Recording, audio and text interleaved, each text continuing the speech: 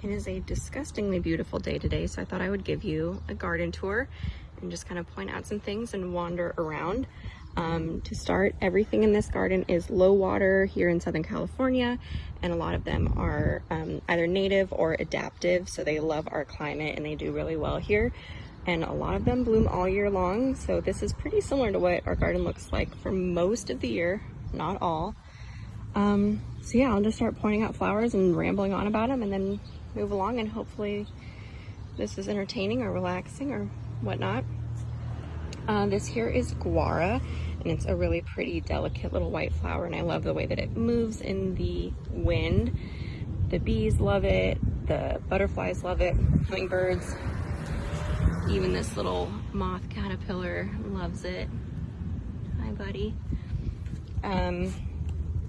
Down here, these are Sundrops, and this is a ground cover that looks super pretty in the springtime, especially the way it cascades over the sidewalk here, but it looks like a weed for the rest of the year. So it's something that I only really get to enjoy for a little bit, and then it dies back, and it's kind of green, but it's got a kind of funny look to it. I wish we had more of it over here to fill in this gap where the grasses aren't doing so hot. We had to trim them back a lot this past season.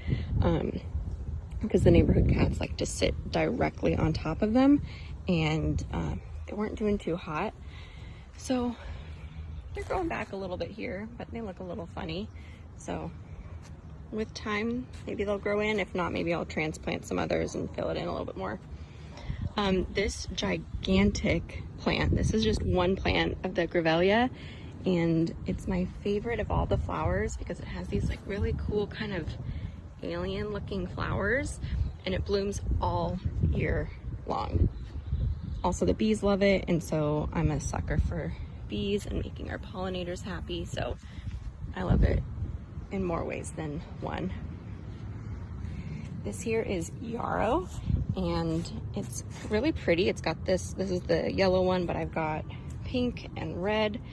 And it's really cool, and it can get quite big, which was a surprise to us because we thought it would be kind of low like that, which is why we planted it in our driveway. And we thought it would kind of fill in more like ground cover, but it doesn't, and it's a little bit high. Oh, here's a pretty butterfly on it. And it's gone. It's a little bit high than what we would like for a driveway because it kind of tickles the bottom of the cars, but it is what it is. Maybe we'll change it out one day. Here's more yarrow here. This here is tea tree. We'll wait for the plane.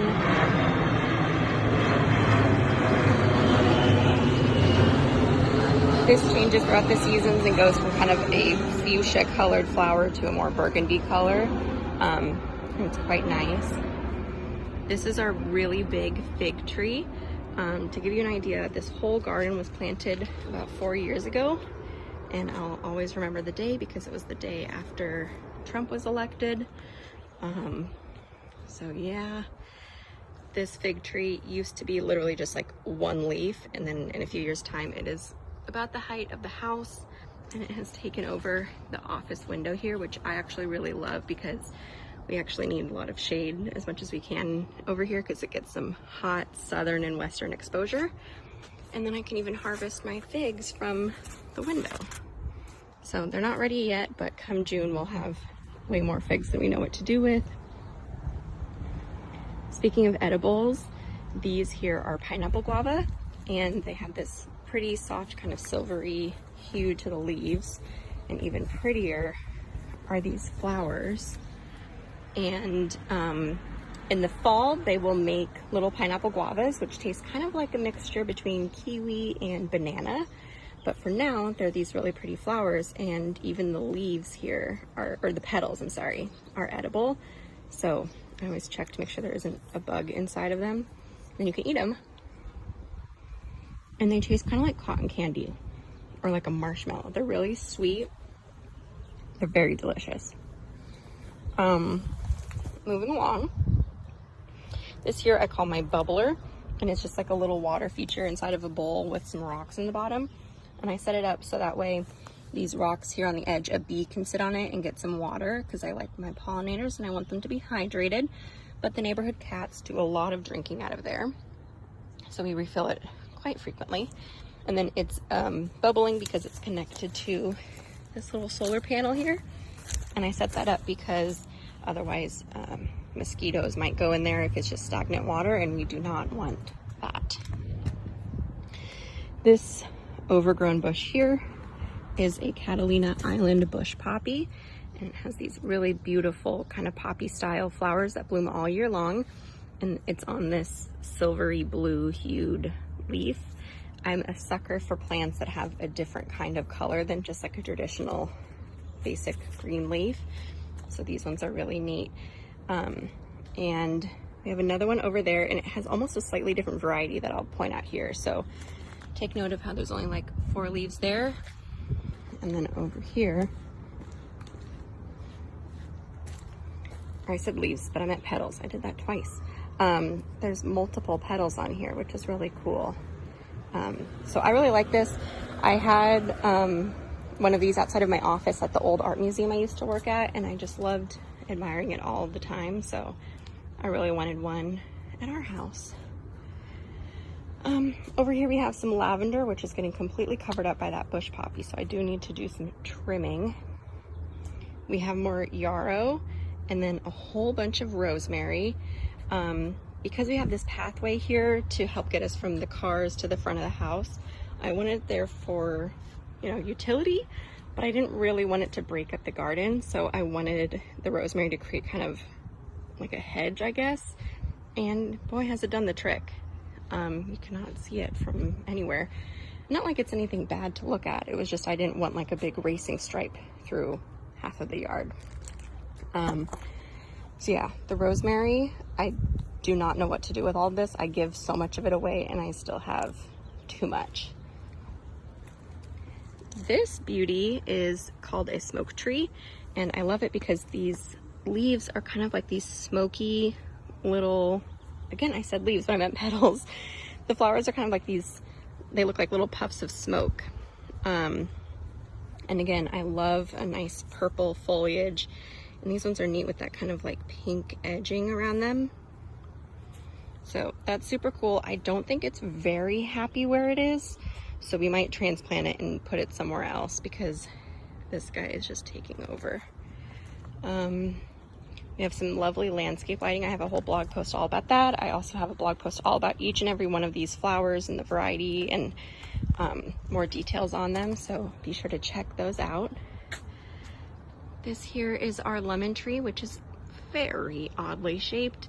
It has gone through a lot. It had some damage when we first moved in, and so we fixed it up, and then there was a storm and the whole leaf or whole branch fell off. So it's doing what it can do, okay? Like, don't give it a hard time. It looks funny, but it produces a whole bunch of lemons, and we love it. This here is another favorite. This is Arabian Lilac, and it's mostly just a shrub, but it does produce these teeny tiny little purple flowers, I think kind of more around the fall time. And what I love about it is it's just a normal green leaf on the front, and then on the back, it's this really pretty purple. And to be honest, purple is my least favorite color, but I love this purple, and then I love the purple of the smoke tree. So I guess I change a tune when it comes to foliage. Let's see, did I miss anything up here? We have some more yarrow down here. Some people might say yarrow. I might be mispronouncing anything, but whatever. This here is Kangaroo Paw. This is like the smallest it has ever looked. I'm not sure what's going on this season where the Kangaroo Paw isn't super big, but the Gaura is really big. These Kangaroo Paws in years past were humongous. I think they were like 7 feet tall almost, and they were like blocking this whole walkway here. So this year they're much more petite. They'll probably grow in some more in the summertime, but those are there. And again, it's pretty filled in. I have some regrets with this garden and thinking that I needed more plants than I really did need, and now I feel like it's like packed, but it is what it is. Over here, in another edition of my favorite plants that happen to be purple, even though it's my least favorite color, is the Western Redbud. This tree has these heart-shaped leaves, and they're super soft and really delicate. And then what's interesting about them is in the springtime, like early spring, all of the branches are covered in teeny tiny bright pink little flowers with no leaves. And then all the flowers fall off, and then these leaves fill in this kind of dark color that you'd think would be maybe more of like a fall time color, I suppose. But they turn green in the fall, and then they turn kind of yellowy, and then they all drop. So it has a kind of interesting little life cycle, and I just love it. I think this color is so neat, and it pairs really well with our red trim, and it looks different from the rest of the plants, which I dig. It also started out as like a teeny tiny twig, and now it's a nice big tree.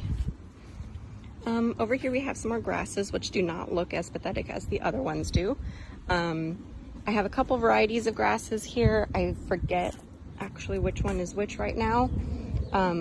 Over here in the parkway we have some that are pink Moly Grass, which you just have to look at the picture of the ones on my blog post. It is incredible. In the fall time they become bright pink puffs, and I want all of them everywhere. I want to maybe split them and transplant them some more down there where they kind of died out a little bit, but they're these just huge puffs of bright pink that are like 4 feet tall. They're quite a sight to see. What else? Some more yarrow, and then this here is a Australian willow, which again was planted only a few years ago and has filled in quite well here. And I think it's safe to say that that concludes my tour that nobody asked for.